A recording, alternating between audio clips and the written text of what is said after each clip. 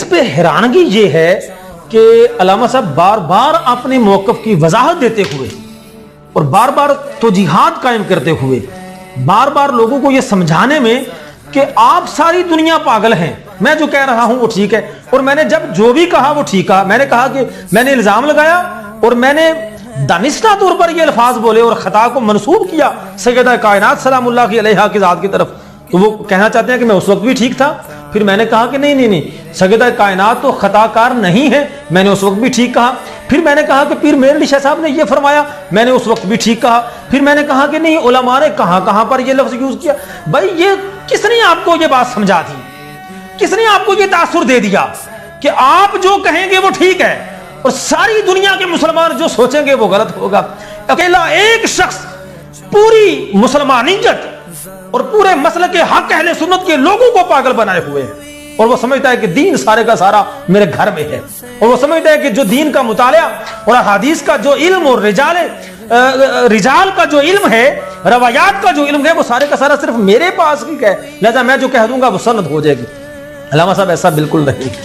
ये आपका वहमो गुमान है,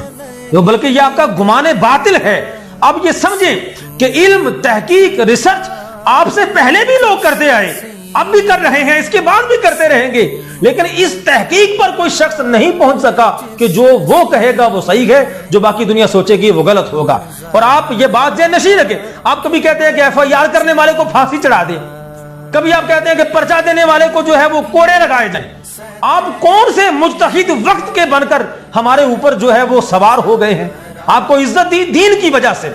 आपके हाथ चूमे दीन की वजह से, आपके नारे लगाए दीन की बका की वजह से, जाते रसूल की वजह से। आज अगर आपके सामने खड़े हैं, सीना तान कर खड़े हैं, तो वो भी दीन की वजह से, मुस्तफा की वजह से और मुस्तफा की आल की वजह से हैं। और ये बात हरगिज ना भूलिएगा अल्लामा साहब, ये बात, बल्कि जितने लोग यहां पर तशरीफ फरमाए, मैं उनसे भी कहना चाहूंगा कि ये पैगाम दें उनको कि इस तरह आपके कहने से ना कोई FIR रुकेगी ना कटेगी, ना आपके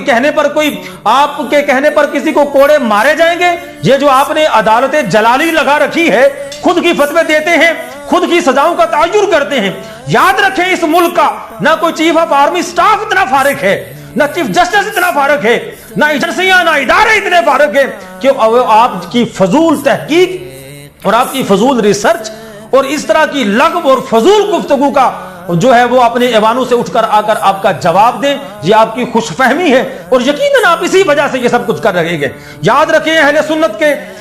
अगर स्टेज पर आपको इज्जत मिली थी तो वो रसूल पाक अलैहिस्सलातु वस्सलाम के नाम पर मिली थी। वगरना आप ये ज़हन रखें कि अगर सुन्नी नौजवान, अगर मुसलमान लोग सिद्दीक़ अकबर रज़ी अल्लाह तआला अन्हु की सदाकत का पहरा देते आ रहे हैं, उमर फारूक रज़ी अल्लाह तआला अन्हु की अदालत को जस्टिफाई करते आ रहे हैं, सैयदना उस्मान गनी रज़ी अल्लाह तआला अन्हु की हया का प्रचार करते नजर आ रहे हैं, तो हम ही वो लोग हैं जो अली शेर खुदा रज़ी अल्लाह तआला अन्हु की शुजाअतों के भी अमीन हैं। हम अगर वो कर सकते हैं, सिद्दीक़ अकबर का तकवा बयान कर सकते हैं, तो हम मौला कायनात और आपके घर और सैयदा कायनात सलामुल्लाह अलैहा की ज़ात पाक का तहफ़्फ़ुज़ करना भी जानते हैं। और फिर ये जो बातें आप आज स्टेज पर कर रहे हैं, हमारी जिंदगी इस दश्त में गुजरी है, हमारी जिंदगी इस काम में गुजरी है, ये ललकारे लगाने से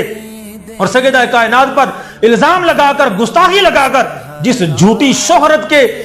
चंगल में आप फंस चुके हैं, याद रखें ऐसा हरगिज नहीं होगा। और ये कितनी FIR कटेंगी, कितने जुलूस निकलेंगे, इधर से आपका जुलूस आए तो सही। फिर देखें कि एक तरफ आप सैयदा कायनात सलामुल्लाह अलैहा को मूरद इल्जाम ठहराकर जुलूस निकाल रहे हैं, तो अंदाजा लगाएं जब दूसरी साइड से जुलूस आएगा सैयदा कायनात की पाक दामनी के नारे लगाते हुए, तो फिर उन्हीं गली कूचों में, उन्हीं चौकों चौराहों में जहां पे लोगों ने आपको अपने कंधों पर उठाकर आपके नारे लगाए थे, उन चौक और चौराहों का मंजर कैसे यकसर